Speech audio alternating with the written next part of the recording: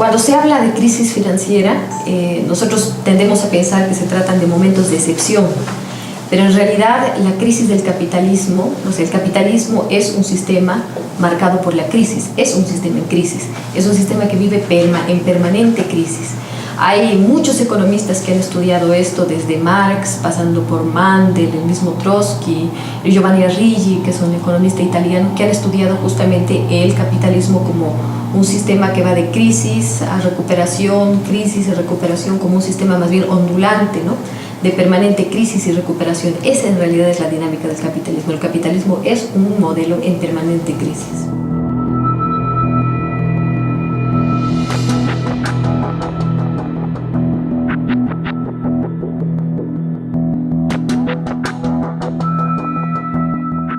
Podríamos calificar al siglo XX como el siglo de las crisis, ¿no? La crisis más importante con la que empezó el siglo XX es justamente la crisis de 1929, que se conoció como el crack bursátil de 1929, que fue una crisis financiera provocada también en lo que ocurrió justamente en el corazón financiero de los Estados Unidos, que era Nueva York. Y lo que pasó ahí fue que el sistema financiero de los Estados Unidos colapsó por una sobreconcentración de recursos económicos en el sector financiero. Es decir, lo que pasó fue un desequilibrio fugó mucho dinero del sector productivo hacia el sector financiero, y el sector productivo ya no se pudo autofinanciar. Eso pasó, bueno, por una fiebre de créditos de consumo. Era justamente la época de oro del capitalismo. Apareció el crédito, el compre ahora y pague después, y hubo una fiebre también de jugadores en la bolsa de valores. Entonces toda esa fantasía de ganar dinero a través del dinero colapsó y provocó una crisis de todo el sistema financiero de los Estados Unidos, que terminó además en una cosa terrible. Miles de personas se suicidaron, miles de fábricas quebraron, y miles de trabajadores fueron expulsados a las calles. Uno busca en internet y las fotos de esa época de gente hambrienta, colas y colas y colas de hombres buscando trabajo, pues son como una imagen emblemática de aquella crisis.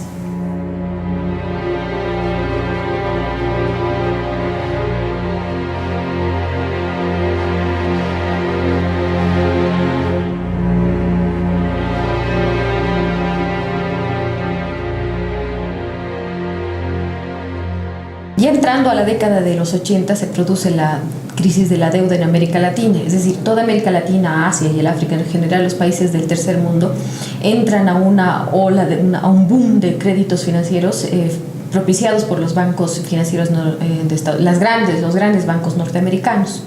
Pero con lo que no contaban los grandes bancos era con que los estados entraran en una quiebra, que no pudieran pagar esos bancos.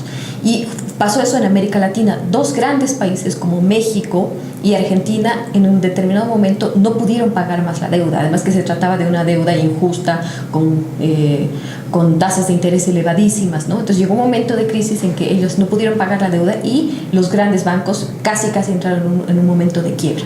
Entonces esto forzaron a los países de América Latina a dos cosas. Primero, a refinanciar la deuda, y esto los obligó a crear todo un paquete de medidas con el Fondo Monetario Internacional, el Banco Mundial, que obligaron a América Latina, a Asia y al África a crear medidas de despidos masivos para ahorrarles dinero al Estado, para que ese dinero pudiera ser enviado para el pago de la deuda.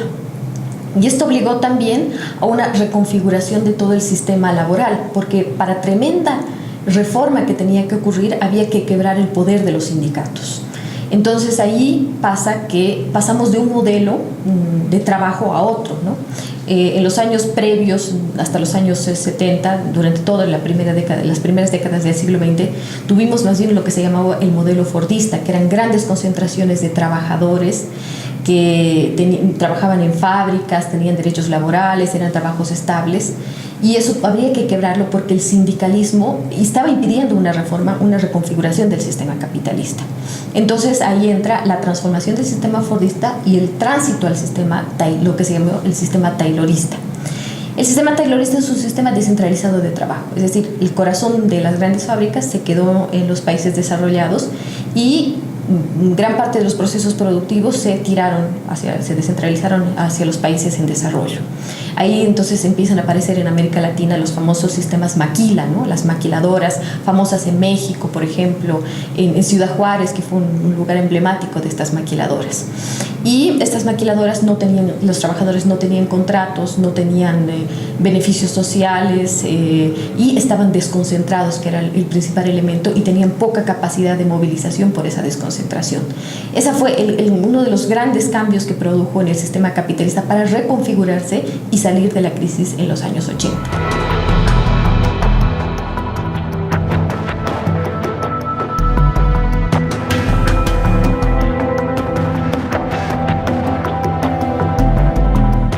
Empezamos la década del 2000 entonces con un escenario en el que ya se habían desregularizado todas las normas que impedían la libre circulación de la moneda en todo el mundo. Más bien estamos en un sistema de libre circulación financiera en todos los países. Y en ese momento es cuando en el 2002 ocurre la caída de las Torres Gemelas, ¿no? Que provoca una crisis en los Estados Unidos. Entonces Bush en ese momento necesitaba movilizar el país, movilizar la demanda, entonces recurre al sector financiero y les pide que bajen los créditos para la vivienda. Entonces, un poco jugando con la imagen del sueño americano, ofrece préstamos baratísimos para compras de vivienda en los Estados Unidos, que incluso en algún momento llegaron al 1%, y la gente partió como locos, todo el mundo, ¿no? A pedirse préstamos financieros para casas.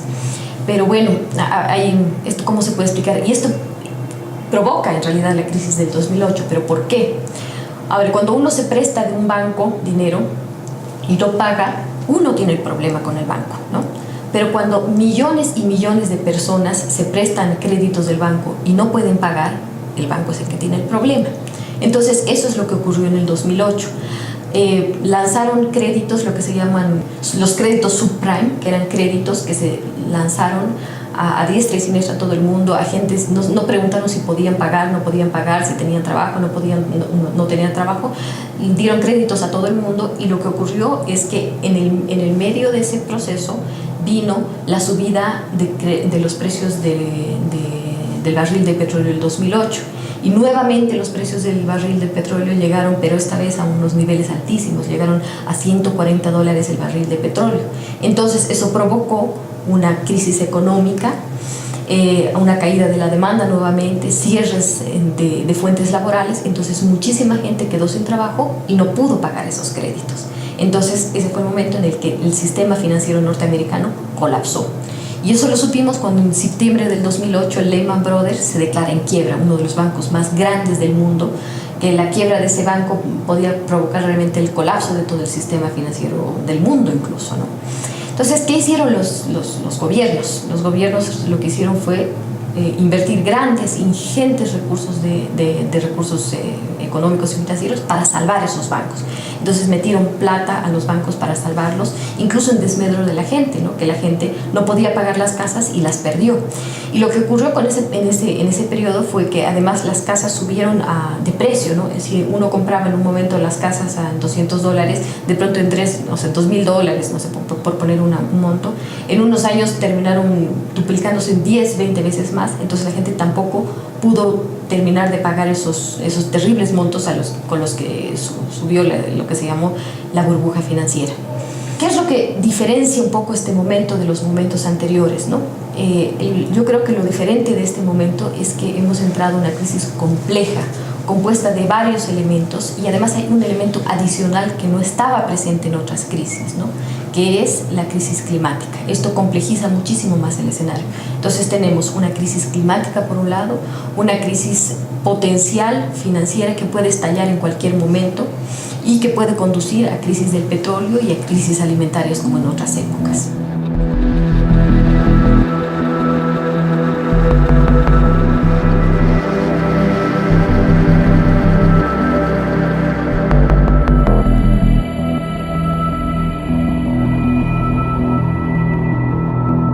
Hay un elemento interesante de analizar en cómo funcionan las crisis del sistema capitalista. Yo diría que hay casi una correlación entre las crisis del petróleo En general yo diría las crisis energéticas, ahora lo explico, entre primero las crisis del petróleo y la crisis del capitalismo. Recordemos ahora lo que hemos conversado, ¿no? En 1973, crisis del petróleo, 1979, crisis del petróleo, 2008, crisis del petróleo, y en todos esos momentos tuvimos como correlato crisis del sistema capitalista. Pero también si lo vemos en los ciclos largos pasa lo mismo. Se pasó de un ciclo del capitalismo a otro, también acompañados de ciclos de patrones energéticos, ¿no? Cuando en Inglaterra entró en crisis, cambió el patrón energético del petróleo, del carbón al petróleo. Después ahora también estamos entrando en una crisis del petróleo y también se habla de un tránsito también del modelo capitalista a otro modelo energético. Entonces hay una relación bastante interesante entre las crisis energéticas, en este caso del petróleo, y las crisis del capitalismo. Pero ahora la pregunta es, ¿cómo hace el capitalismo para salir de la crisis? Normalmente el capitalismo sale de la crisis a través de la destrucción de fuerzas productivas, ¿no? A ver, recordemos que en los años 70 salió de la crisis destruyendo un modelo de producción y sustituyéndolo por otro. Destruyó muchísimas fuentes de trabajo, botó a muchísimos trabajadores a la calle y salió de la crisis reconfigurándose. Ahora, el 2008, para salir de la crisis, el modelo capitalista recurrió a la guerra. Y ahí es donde nosotros vimos pues, el escenario de las invasiones que ahora ya son un motivo de preocupación en el Oriente Medio. En realidad, Estados Unidos salió de la crisis mundial justificando una serie de invasiones y de guerras en el Oriente Medio que le facilitaran la disponibilidad de ingentes cantidades de petróleo.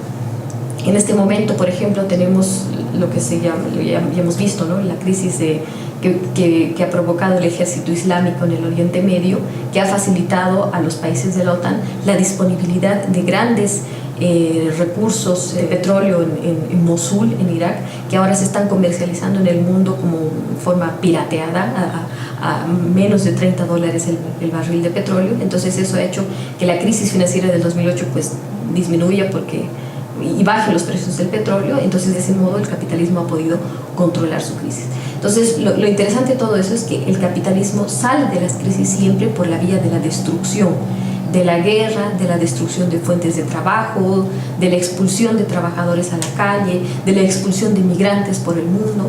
Entonces ahí uno ve también el otro elemento que es la cara oculta del capitalismo, que es una cara sangrienta, ¿no? El capitalismo sobrevive gracias a la muerte de miles y miles de personas.